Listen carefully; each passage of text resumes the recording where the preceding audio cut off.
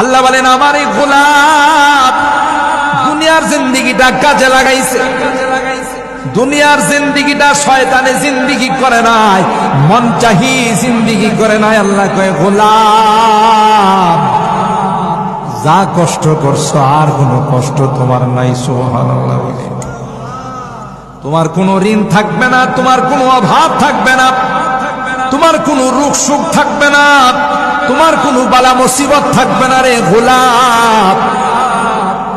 তোমাকে লক্ষ লক্ষ ফেরেশতা ওয়েলকাম জানানোর জন্য, স্বাগতম জানানোর জন্য তোমার বাড়িতে হাজির হয়ে যাবে। সুবহানাল্লাহ কইবেন,